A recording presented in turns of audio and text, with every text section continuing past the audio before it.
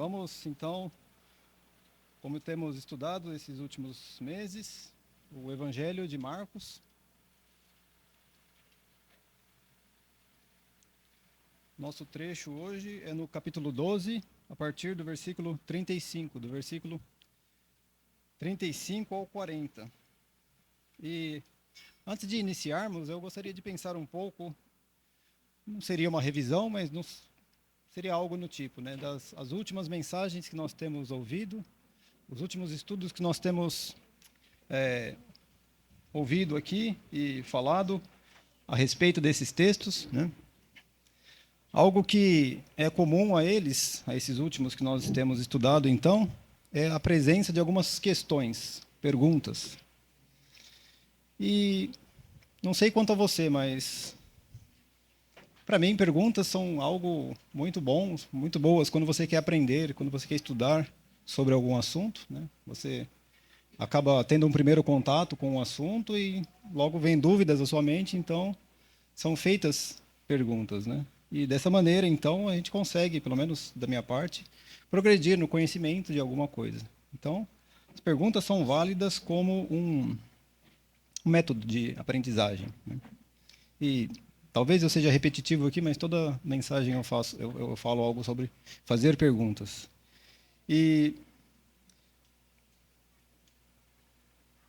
eu gostaria de começar na leitura no finalzinho do versículo que o nosso irmão Ulisses pregou na semana passada. Ele falou sobre a mensagem dele terminou no versículo 34. E o finzinho do versículo 34 diz assim: E ninguém mais ousava interrogá-lo. Por que isso, né? Nessa parte, então, nesses últimos estudos que nós temos visto aqui, né, nesse evangelho, nós temos uma postura de líderes evangélicos, de líderes religiosos, né, que estavam em contato com o povo. E líderes das diferentes classes que compunham a nação, então, de Israel, do povo judeu ali. E o que eles queriam, então, com essas perguntas era deixar claro ou mostrar que a posição deles era de rejeição de Cristo. E que perguntas foram essas feitas, né? Nós podemos relembrar as últimas mensagens, né? Se nós voltarmos para o capítulo 11, um capítulo anterior, nos versículos 27 e 28, nós temos o início dessas perguntas. Não só atentemos nas perguntas que são feitas, mas por quem elas são feitas. No versículo 27 e 28 do capítulo 11, né, os sacerdotes, os escribas e os anciãos fizeram a seguinte pergunta: com que autoridade fazes essas coisas? Se nós lembrarmos, então, eles estavam se referindo ao que Cristo tinha feito ali, né, em frente ao templo, em tudo que as pessoas tinham transformado, né, o templo, e Cristo dá um jeito na situação e essa classe de líderes aqui, os sacerdotes, os escribas e os anciãos, então fazem essa pergunta para Cristo. Então já mostra em primeiro lugar como que qual que é a postura desses homens, né? Mostravam a amargura que eles tinham contra Cristo. Por quê? Porque eles eram líderes de um sistema religioso que estava corrompido. Eles estavam procurando manter a sua própria autoridade. Eles tinham uma autoridade e eles não queriam que nada alterasse nesse sentido.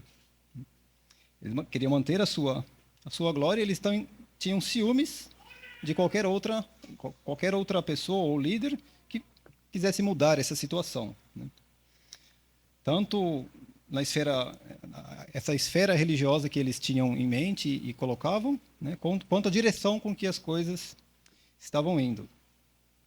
Já no capítulo 12, nos versículos 13 e 14, nós também estudamos esse trecho, e a pergunta que os fariseus e os herodianos fazem é a seguinte: é lícito pagar imposto a César? E é interessante essas duas classes de pessoas que fazem essa questão, né? Porque a resposta de Cristo vai envolver dois fatores. E esses dois fatores estão relacionados com essas duas classes de pessoas. O fariseu, em primeiro lugar, ele professava manter uma religião. Mas ele, de sua parte, não estava dando a Deus o que era devido a Deus. E o Herodiano, que professava manter o interesse político de César, ele não estava dando a César o que era de César. No versículo 23, nós temos uma outra classe de líderes aqui que fazem outra questão. A questão é um pouco grande, mas resumindo, a questão é a seguinte. Na ressurreição, de quem será a esposa? Eu creio que todos os irmãos lembram dessa mensagem, da história absurda que eles colocam ali para Cristo. Então eles fazem essa pergunta. Na ressurreição, de quem essa mulher será esposa? Né? Ele falava ali sobre 7 irmãos que iam morrendo e cada um dos que ficava vivo, mais velho, iria casando com essa mulher, não tinha filhos, morria, o próximo casava. Então, um negócio meio absurdo que eles bolam ali para tentar pegar a Cristo. Né? E o saduceu, então, que era essa classe de pessoas, eles eram muito orgulhosos da sua inteligência, mas o que Cristo mostrou, então, com tudo aquilo que... Não vou entrar, né, na questão do texto, mas Cristo mostrou, então, que era notável a ignorância desses homens, desses líderes que se orgulhavam, né, de ser inteligentes, de terem um conhecimento. Essa classe de pessoas, então, os saduceus, que não criam, né, na ressurreição, eles eram bem materialistas. Né? Eles representavam, mais ou menos, a infidelidade da carne. E na última mensagem que nós estudamos, a partir do versículo 28, um escriba, dessa vez, se aproxima de Jesus e também faz uma pergunta. No versículo 18, ele faz essa pergunta: qual é o principal mandamento?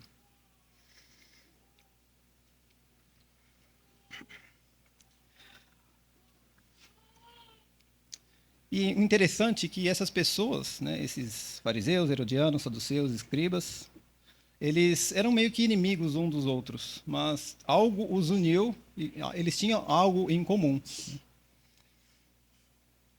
Eles se uniram na sua oposição à pessoa de Cristo. Cada uma das perguntas, das questões que eles faziam, eram sempre questões com algum tipo de armadilha para que Cristo caísse, então eles pudessem acusar Cristo. Em primeiro lugar, eram pessoas que eles tinham medo, né? Um dos textos fala isso, eles tinham medo do povo. A vontade deles era prender a Cristo, calar Cristo, mas eles tinham medo, se fizessem isso, da reação do povo. Então, o que eles queriam? Com essas armadilhas e com essas questões, eles não queriam aprender de Cristo, eles queriam pegar alguma coisa que eles pudessem acusá-lo para então desmoralizar o ensino de Cristo e, assim, desmoralizando a Cristo, triunfar, né, nas suas maquinações, nos seus intentos de manter, vamos dizer assim, o status quo que estava ocorrendo, então, naquela época. E acontece que esse escriba faz essa última pergunta a Cristo, nós vimos isso na semana passada, e Jesus Cristo, então, responde, conforme a lei, conforme era o espírito, né, da lei, e ele coloca não apenas um mais importante, mas dois mais importantes. Esse escriba, então, ouvindo essa resposta, ele fica satisfeito com o que ele ouve. E eu gostaria de ler agora o versículo 34 inteiro, que foi a conclusão do nosso estudo na semana passada. Vendo Jesus que ele havia respondido sabiamente, declarou-lhe: não estás longe do reino de Deus. E interessante essa colocação que Cristo faz aqui para ele, né? Ele fala assim: não estás longe de Deus. E isso a gente pode tirar 2 conclusões sobre essa fala de Cristo. Em primeiro lugar, que qualquer pessoa que se afaste do que é externo e cerimonial, que era o que os líderes religiosos da época faziam e valorizavam na lei, para perceber a importância do que é interno e vital diante de Deus, não está longe da bênção.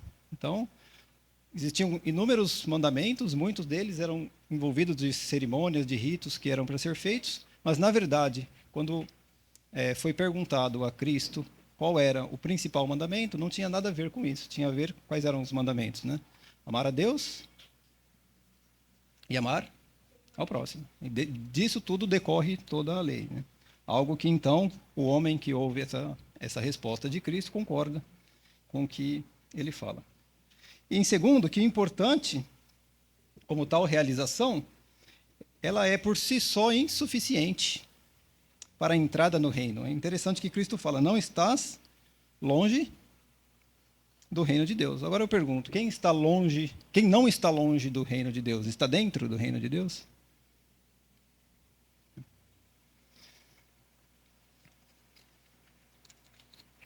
Então, agora entrando mais no nosso... Até aqui foi apenas uma introdução, né, do que nós já havíamos visto, já havíamos estudado.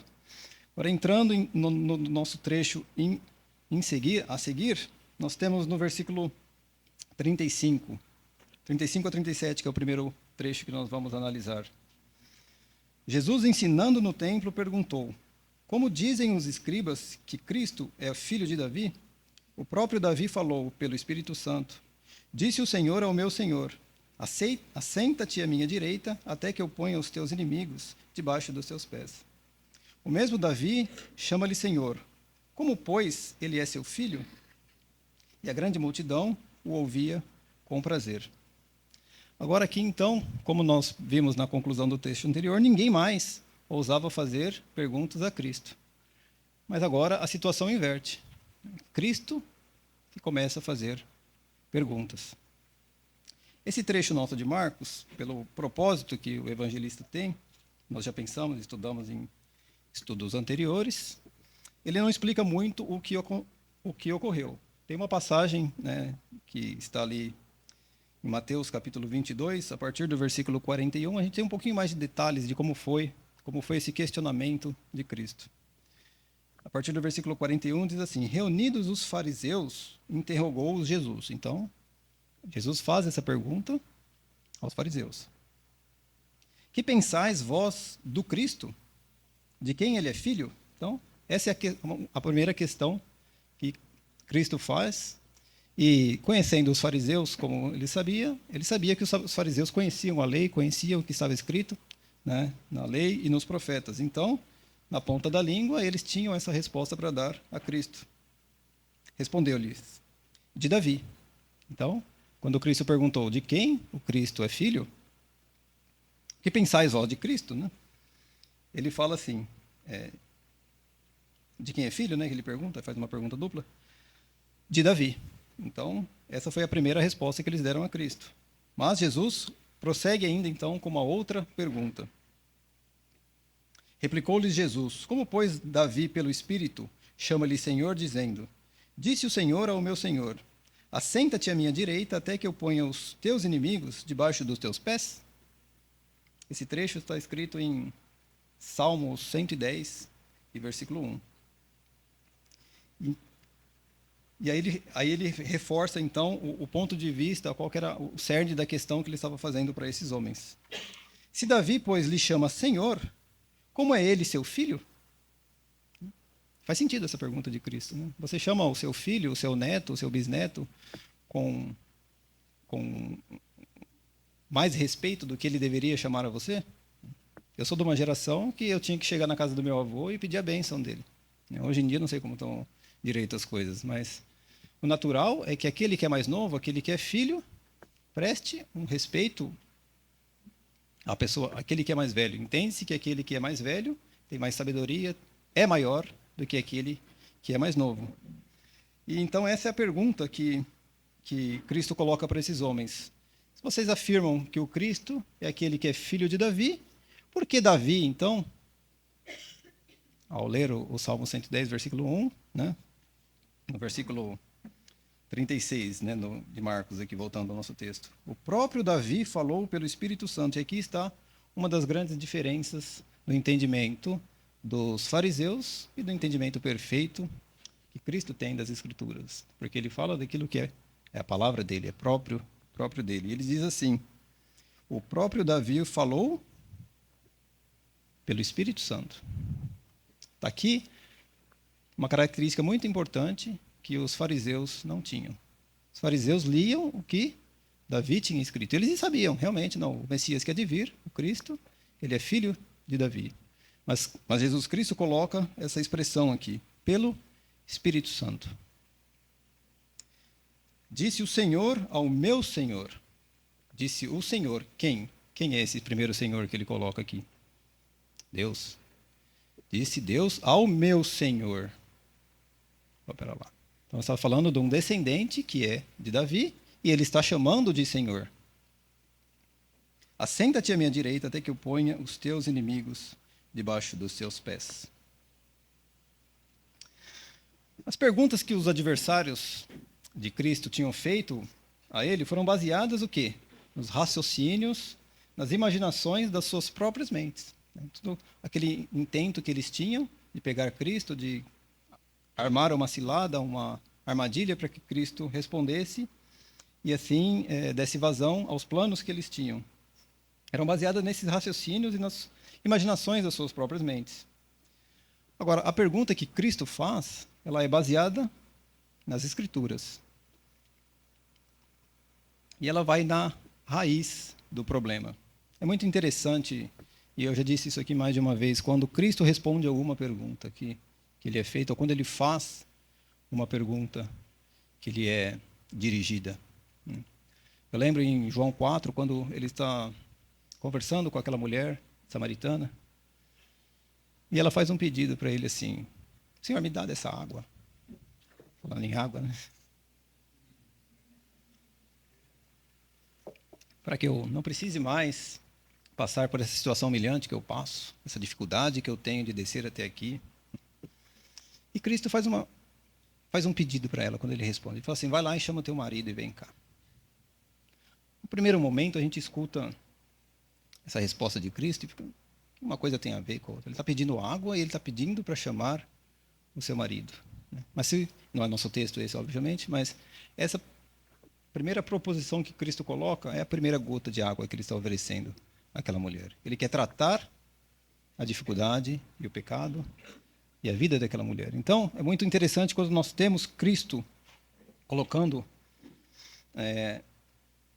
a sua resposta, né? Pois o mistério da sua pessoa, que era algo que os fariseus desconheciam completamente, ou se não desconheciam, procuravam anular, procuravam ser contra.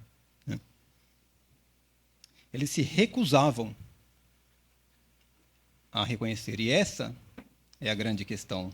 Esse é o X da questão quando Cristo coloca esse versículo.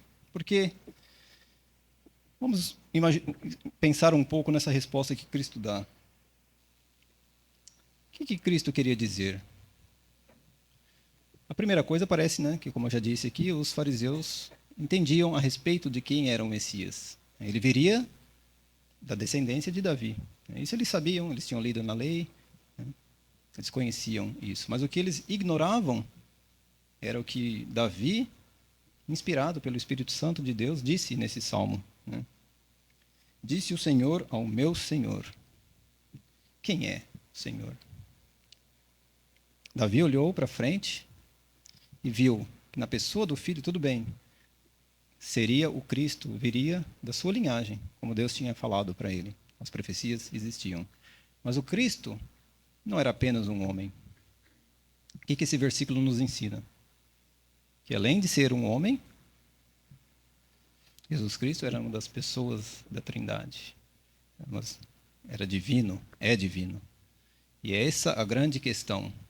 Se nós voltarmos para o versículo 34, como eu disse, vendo Jesus que ele havia respondido sabiamente. Ele conhecia a lei, ele sabia o que estava escrito, sabia qual era a vontade, aquilo que estava escrito. Só uma coisa faltava àquele homem. E é isso que Cristo está mostrando aqui. Ele não é insensível quanto às necessidades dos homens. Aqueles homens estavam de uma maneira, não podemos julgar os corações deles, da totalidade deles. Mas Cristo vai no cerne da questão para responder aquela questão, para que esse homem não ficasse apenas perto do reino, para que esse homem pudesse entrar no reino. O que faltava para esse homem, ou para qualquer um outro que conhecia a lei, sabia a vontade de Deus? O que falta para esse homem entrar no reino de Deus? A pessoa de Cristo. Quem é Cristo? Muda tudo. Eu posso conhecer a lei, posso saber a Bíblia de cor, decorar versículos, saber profecias, ter um conhecimento da época e enriquecer o meu conhecimento histórico e saber diversas coisas. Mas se eu não souber que Jesus Cristo é Deus, que o Cristo, Messias sim, veio em linhagem humana, mas nós temos pensado e cantado essa noite sobre essas verdades. A pessoa divina do Messias.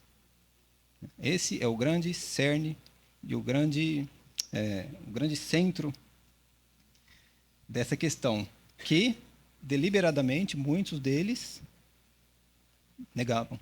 Todas as perguntas que nós relembramos aqui, já estudamos em domingos anteriores, tudo isso que os homens colocavam, eles tentavam desacreditar a pessoa de Cristo.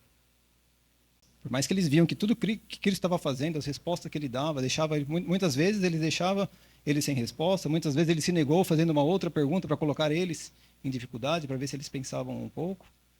Mas o que esses homens realmente queriam com essas perguntas era desacreditar a Cristo. Quando, na verdade, quando Cristo faz a sua pergunta, ele não quer apenas colocar aqueles homens em dificuldade. Ele não quer isso. Ele quer resolver o problema. Ele quer mostrar que ele é Senhor. E o nosso trecho continua. Versículo 37. O mesmo Davi lhe chama Senhor. Como, pois, ele é seu filho? Então, de parte humana, da descendência de Cristo, então, ele sim era filho de Davi, mas não era apenas um homem. Jesus Cristo é Deus.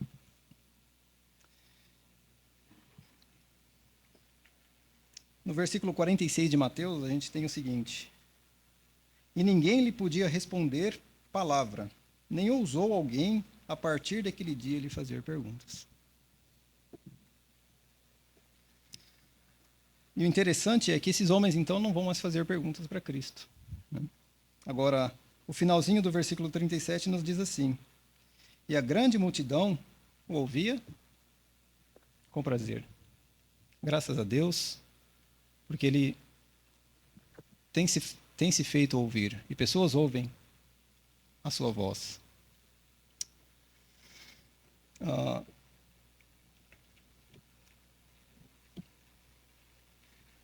Ainda sobre aqueles que rejeitam a Cristo, né? Esse texto é profético, né? que Davi coloca aqui. Sobre essas pessoas que recusam, então, a reconhecer a pessoa de Cristo como Salvador, como divino, recusando-se a reconhecer a verdade sobre a sua pessoa, eles perderam a bênção. Por exemplo, não sabemos a história desse escriba, mas ele chegou e Cristo deu um testemunho da vida dele, que não é um testemunho ruim, né? Você não está longe do reino de Deus. Mas aqueles que não aceitaram a pessoa de Cristo não entraram no reino de Deus. Eles perderam a bênção. E não apenas isso, né? Eles passaram de um lugar de estar próximos do reino de Deus a uma posição de estar debaixo. O que o nosso texto diz? Assenta-te à minha direita, até que eu ponha os teus inimigos. Então, no primeiro lugar, eu passei para uma posição de inimigo. E onde ficam os inimigos de Cristo? Debaixo dos pés, aguardando o quê? O juízo, o julgamento. Agora, a quem nós estamos dando ouvidos? Nós podemos ouvir a resposta de algumas pessoas e ponderar sobre elas e falar, não, realmente, talvez algum desses escribas, dessas pessoas que estão participando desses debates com Cristo, falaram algumas coisas boas, né? Falaram algumas coisas que deve se dar ouvido. Como eu sei a quem eu devo ouvir? E esse é um segundo caráter do questionamento que Cristo faz aqui. Ele vai falar um pouco sobre essas pessoas. Isso está dos versículos 38 ao 40. Diz assim: e ao ensinar, dizia ele: guardai-vos dos escribas, que gostam de andar com vestes talares e das saudações nas praças, e das primeiras cadeiras nas sinagogas e dos primeiros lugares nos banquetes, os quais devoram as casas das viúvas, e para o justificar, fazem longas orações. Estes sofrerão juízo muito mais severo. Já temos pensado, então, que aqueles que rejeitam a pessoa de Cristo enfrentarão o juízo. E aqui tem um agravante, né, no final desse versículo. Sofrerão um juízo mais severo. Então, essa exposição desses líderes aqui, ela é seguida por essa palavra de advertência do nosso Senhor. E o que essas pessoas, então, faziam? Né? Isso que Cristo fala a respeito dessas pessoas é algo muito grave. Por isso que a conclusão desse pensamento é isso que ele fala, né? Um juízo maior. Porque essas pessoas estão, então, participando de algo muito pior. Né? O que eles buscavam, então? Né? É o mesmo objetivo que eles tinham ao fazer todas as perguntas que eles faziam a Cristo. Era a rejeição da pessoa de Cristo para a manutenção de algumas coisas que eles tinham. Né? Agora, o que esses homens, nessa sociedade ali, no meio que eles estavam, do que esses homens gozavam? O que eles tinham? Né? É o que Cristo vai falar aqui. Guardai-vos dos escribas que gostam de... Dois pontos. Né? Do que esses homens gostavam de fazer? Andar com vestes talares. Se alguém tem alguma outra tradução aí, talvez a palavra, né, vai falar sobre alguma roupa luxuosa, dispendiosa, chique. Né? Então, primeiramente, esses homens gostavam de que as atenções fossem direcionadas a... Quem usa uma roupa muito bela, muito bonita, ele quer que a atenção seja dada a ele ou seja dada a outra coisa. Qual que é o objetivo de uma roupa bonita? Primeiro, óbvio, é vestir-se. Mas uma roupa feia também veste. Uma roupa barata, uma roupa comum também veste. Mas qual que é a diferença, então, de uma roupa para uma roupa chique, para uma roupa cara, dispendiosa? Né? Primeira coisa é chamar a atenção para aquele que está vestindo. E talvez, né, aqui no texto estava escrito roupas, mas se o evangelho fosse escrito, né, se essas coisas estivessem acontecendo nos dias de hoje, seriam outras coisas. Né? Seriam carro, casa, relógio. Ou seja, muitas coisas que faz o quê? Faz a pessoa olhar para aquilo e falar, nossa, fulano de tal é bem sucedido.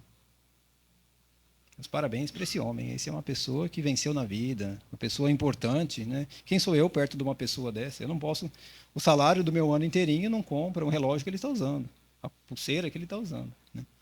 Esse tipo de coisa, então, era aquilo que atraía, ou é aquilo que esses homens queriam. Né? Eles usavam o sistema religioso, eles usavam a lei de Deus, eles usavam a posição que eles estavam para seus ganhos pessoais. Né? E não fica apenas isso. Né?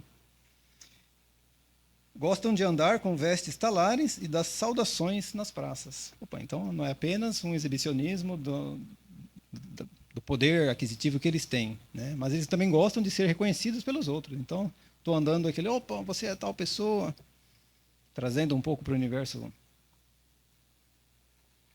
usar essa palavra aqui, né? Religioso aqui. Então, você é aquele irmão que prega pra caramba. Nossa, quando você vai pregar, lota, as suas lives derrubam os servidores.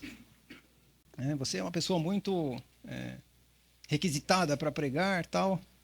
Não há problema nenhum se a pessoa, né, realmente está fazendo isso com o devido fim de glorificar ao nome de Deus. Mas, conhecendo um pouco os homens, não sei o quanto você conhece dos homens, mas eu tendo por base a minha pessoa, é algo muito complicado. Né? Por quê? Porque isso é algo que atrai.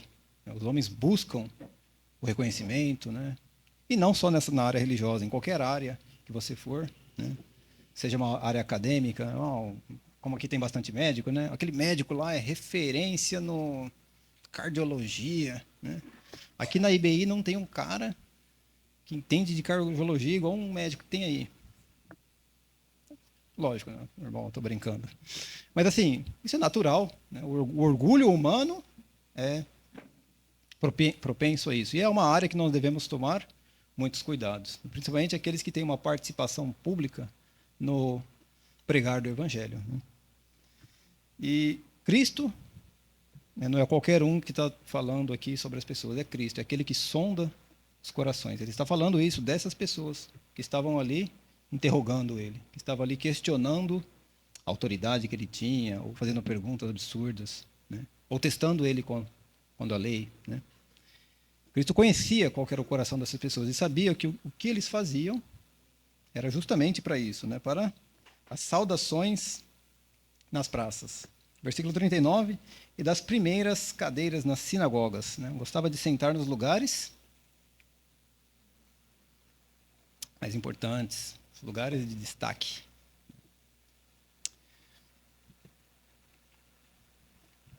E a lista ainda, né, nós não chegamos ao final.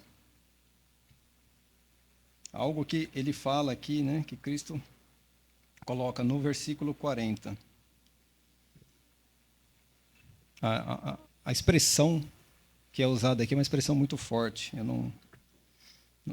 não sei qual é a expressão no original, mas no português já dá essa impressão para a gente. Os quais devoram. Palavra forte, né? Os quais devoram o quê? As casas das viúvas. Agora, a gente não pode passar por essa expressão, né? Tudo bem, a gente até entende, né? Uma viúva, nos dias de hoje existem viúvas, tal, mas os dias de hoje não são os dias que Cristo está colocando aqui. E é muito interessante essa questão das viúvas, por quê?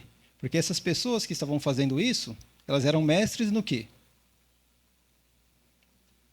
Mestres na lei, né? Aquilo que estava escrito no Antigo Testamento.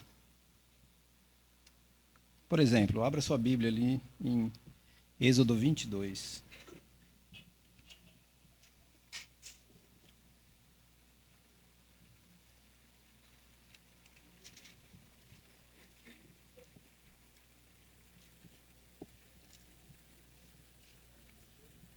Êxodo 22, a partir do versículo 22.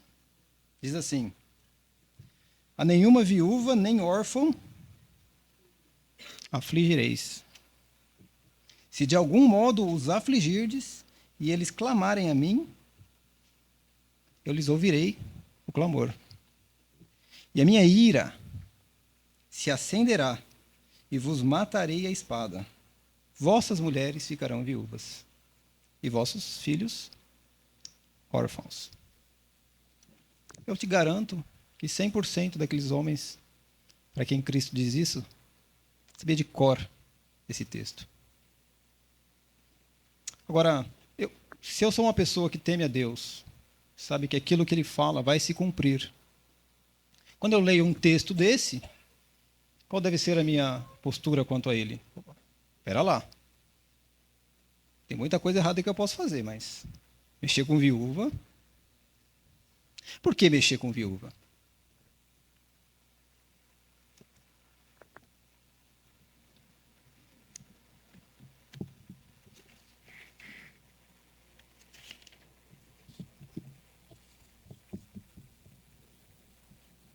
Temos outros textos, né, no Velho Testamento, não é nosso foco falar sobre isso. Já deixamos claro, então, que essa classe de pessoas que existia, né, sempre existe na história humana, são apenas algumas leis, alguns princípios que Deus coloca, né, para que essa classe de pessoas fosse de alguma maneira protegida. Por quê? Porque era uma classe de pessoas que deveria ser protegida. Né? Literalmente, as viúvas era a parcela da sociedade mais frágil. E geralmente, quando se fala de viúvas, fala daquelas que não têm filhos. Né? Se a gente estudar depois nas cartas de Paulo, Paulo vai falar sobre isso. Né? A verdadeira viúva é aquela que não tem ninguém por ela. Né? Hoje em dia, nossa sociedade é um pouco diferente. Muitas mulheres conseguem trabalhar e tirar o seu sustento. Né? Mas naquela época o trabalho era muito braçal, não tinha automação, não tinha ar-condicionado, não tinha uma série de coisas que facilita e iguala. Por quê? Porque os homens e as mulheres, do ponto de vista intelectual, eles são iguais. Mas do ponto de vista físico, com algumas exceções, obviamente, a regra é que são diferentes. E a mulher é a parte mais frágil. Agora, uma mulher que é casada, que tem filhos, Ela tem pessoas que estão ali para ela, trazem sustento, ela ajuda, lógico, né? Mas ela tem o marido, ela tem os filhos que irão trazer o suporte para suas necessidades. E quando algum marido, por exemplo, morria, ele deixava as suas propriedades, então, para essa viúva. E aí aparecem esses cidadãos que estavam literalmente assaltando as viuvinhas.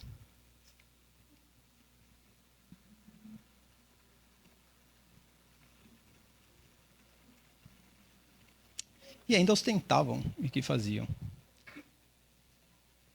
Cristo, várias vezes, tratando com essas pessoas, ele usava uma expressão chamada seguinte: sepulcro caiado. O que é um sepulcro?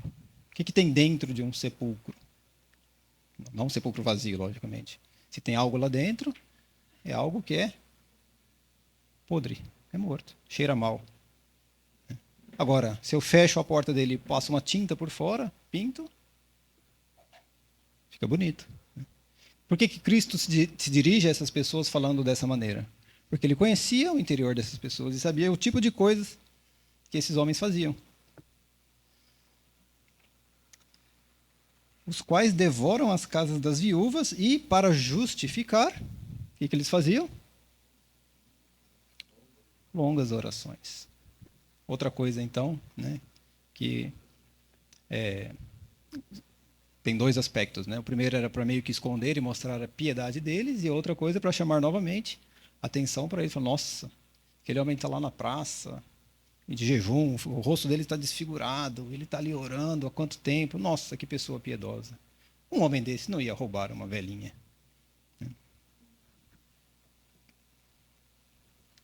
Então dá para a gente entender a sentença que Cristo coloca a esses homens.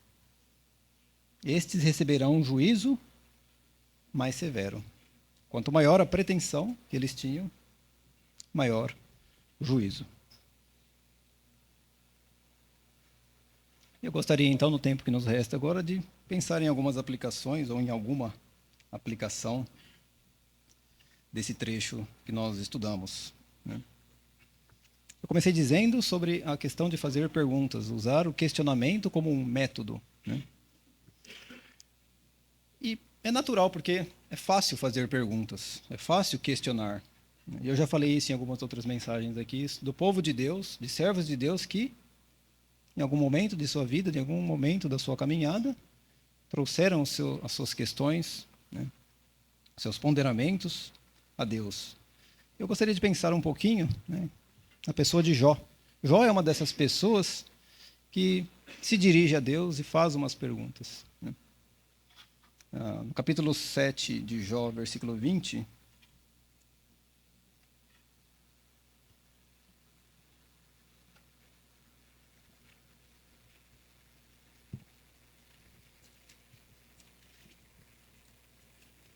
lembrando que nós conhecemos a história de Jó porque ela está patente aqui aos nossos olhos, mas para ele, ele não conhecia muito do que estava acontecendo. Ele não sabia por que ele estava passando pelo que ele estava passando. E, sinceramente, são poucas as pessoas que teriam as reações que Jó teve quando passou pelo que passou. Mas ele não era alguém sobrenatural, ele era um homem. E ele faz a seguinte pergunta em Jó, capítulo 7, versículo 20. Se pequei, que mal te fiz a ti, ó espreitador dos homens? Por que te fizeste de mim um alvo, para que a mim mesmo me seja pesado? Então ele está fazendo uma questão a quem aqui? A quem ele se dirige quando ele faz essa questão? Ele faz essa questão a Deus. E são diversas as questões que ele vai colocando. Capítulo 21, versículo 7.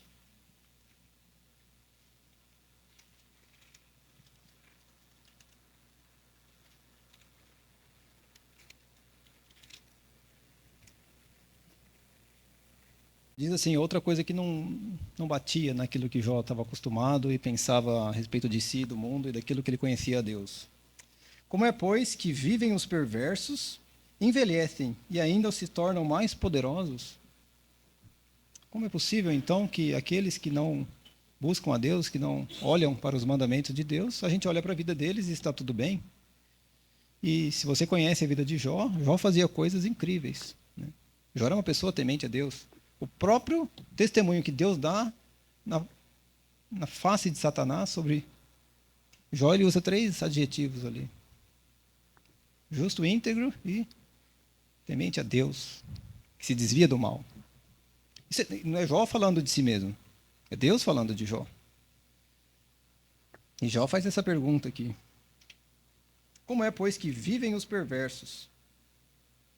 Envelhecem, não morrem novos, e ainda se tornam mais poderosos. Seus filhos se estabelecem na sua presença, e os seus descendentes ante os seus olhos. Ou seja, não apenas a vida desses homens, mas ainda a linhagem, o privilégio de poder ver seus descendentes. As suas casas têm paz, sem temor, e a vara de Deus não os fustiga.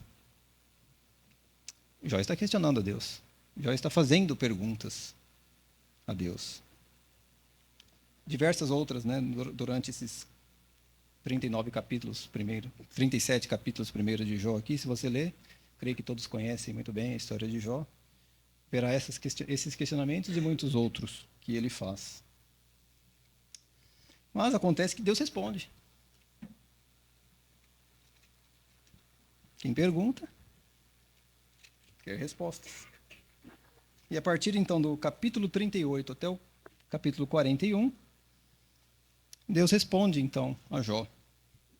E mais uma vez, assim como as respostas que Cristo dava, né, talvez ao primeiro momento, as respostas que Deus dá ali para Jó, né, não sei como que eu estaria, né?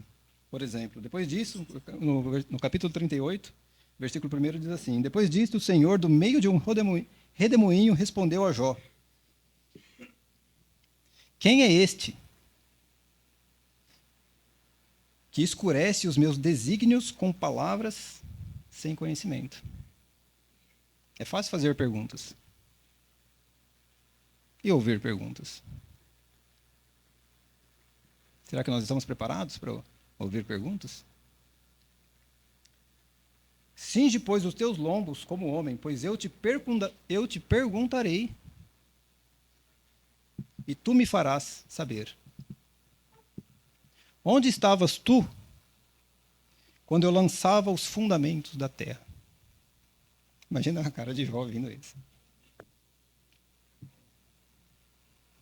Onde estavas tu quando eu lançava os fundamentos da terra? Dize-me se tens conhecimento. E daqui para frente, então, não vou ler todo o texto, não é a nossa vontade, não é o nosso objetivo hoje. Mas o que eu gostaria de esclarecer com tudo isso? Deus responde, né, a Jó falando do seu poder criador, da sua presença na natureza e do seu domínio sobre todas as coisas. Então ele convida Jó, ele desafia Jó a considerar a vastidão do universo, as maravilhas da criação e a incapacidade do homem de compreender plenamente os desígnios divinos. Nós temos a resposta que Jó procurava aqui. Nós lemos lá no capítulo 1, capítulo 2, capítulo 3. Jó não sabia. Agora, a resposta que Deus dá a ele não é isso. Ah, não. É que Satanás veio certa vez aqui. Ele não fala isso. E Jó, então, ouvindo tudo isso, no capítulo 40, no versículo 13, diz assim: então Jó respondeu ao Senhor e disse: sou indigno. O que te responderia eu? Ponho a mão na minha boca. Uma vez falei, e não replicarei. Aliás, 2 vezes, porém não prosseguirei. Então, depois de ouvir tudo isso, ele fez perguntas, né? Ele falou: você quer fazer perguntas? Não, deixa eu fazer algumas perguntas para você. E quando então ele ouve tudo isso, o que ele faz? Se cala. O que eu quero dizer com tudo isso? É o seguinte: quem pode responder às perguntas de Deus?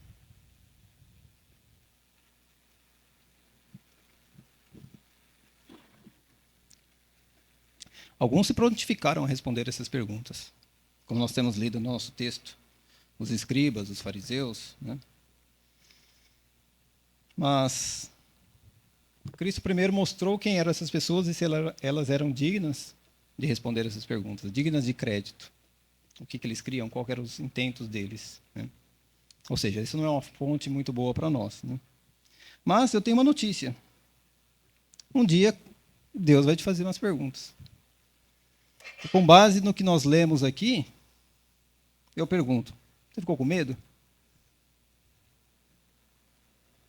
Tinha um professor meu na faculdade, a Fabiana vai saber disso. Ele era um cara tão, como eu posso dizer assim, que impunha a presença dele, que se ele chegasse na sala e perguntasse assim, William, qual é o seu nome? Eu ia travar e falar, não sei, professor, não sei. A presença dele era intimidadora, né? Ele era uma pessoa passado, né? Passado da nossa vida. Passou, né? Trauma. E o trauma ficou, né? Mas se um simples homem desse que nada entende das coisas espirituais é capaz de fazer isso conosco, eu tenho uma notícia para você que me ouve. Um dia Deus vai te fazer uma pergunta.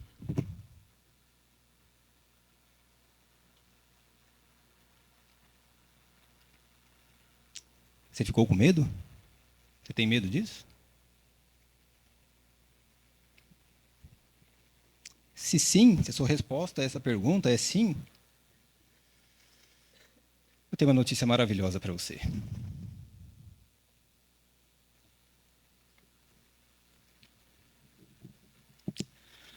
Aquele escriba que Cristo respondeu não estava longe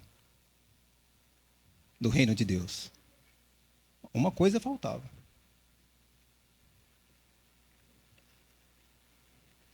Os questionamentos que Jó e que muitos outros fazem e fizeram não são questionamentos para colocar Cristo em saia justa. Não foram questionamentos para tentar confirmar a autoridade que eles achavam que tinham.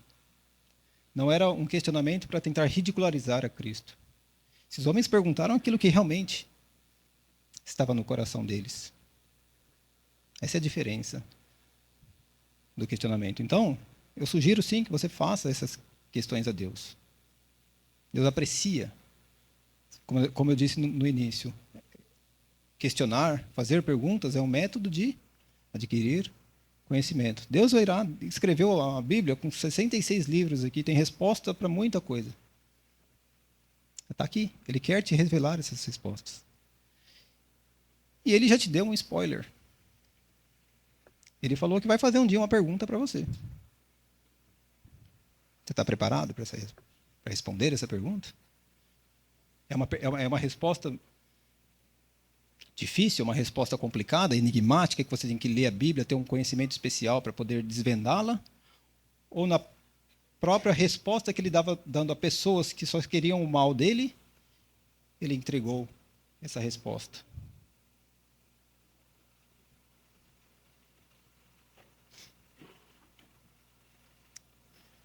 Cristo Jesus disse, eu sou o Messias que havia de vir. Sou homem e eu sou Deus. Essa é a resposta.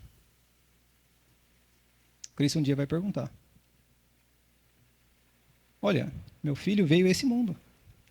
Qual a sua posição quanto a ele?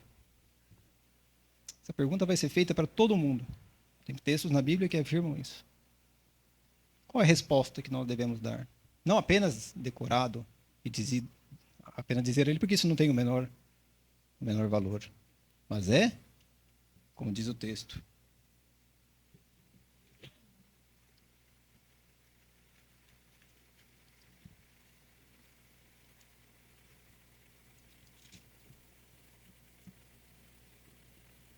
O próprio Davi falou pelo Espírito Santo.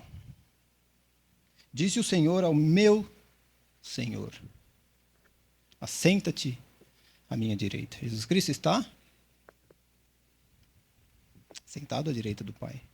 E um dia todos aqueles que não o reconhecerem como tal serão inimigos dele e estarão sob seu juízo, debaixo dos seus pés. E no dia que essa pergunta for feita a você, não vai ter a quem apelar. Ah, fariseu tal, estudante da lei de Deus, o pregador tal, que eu via lá com roupas bonitas, pregando para milhões de pessoas na internet, e a agenda dele não tinha, ele falou, não, não, não. Um dia vai estar você e Deus. Eu gostaria de terminar lendo Atos capítulo 4.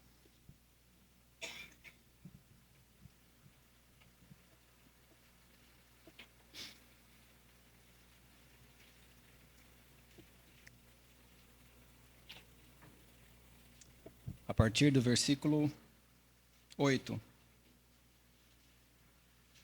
A gente lê o 7, a gente vê mais uma pergunta aqui, dessas mesmas pessoas. Diz assim: com que poder ou em nome de quem fizeste isso? Depois os irmãos leiam em casa para pegar um pouco do contexto. Então Pedro, mais uma vez, como que Deus fala ao homem, né, cheio do Espírito Santo, lhes disse: autoridades do povo e anciãos, visto que hoje somos interrogados a propósito do benefício feito a um homem enfermo e do modo porque foi curado, tomai conhecimento vós, todos, e todo o povo de Israel, de que em nome de Jesus Cristo, o Nazareno, a quem vós crucificastes, e a quem Deus ressuscitou dentre os mortos. Sim, em seu nome é que foi curado esse homem perante vós. Este Jesus é a pedra rejeitada por vós. Nós vimos isso em um ou dois estudos atrás. Este Jesus é a pedra rejeitada por vós, os construtores, a qual se tornou a pedra angular. E um dos versículos mais maravilhosos da Bíblia. E não há salvação em nenhum outro.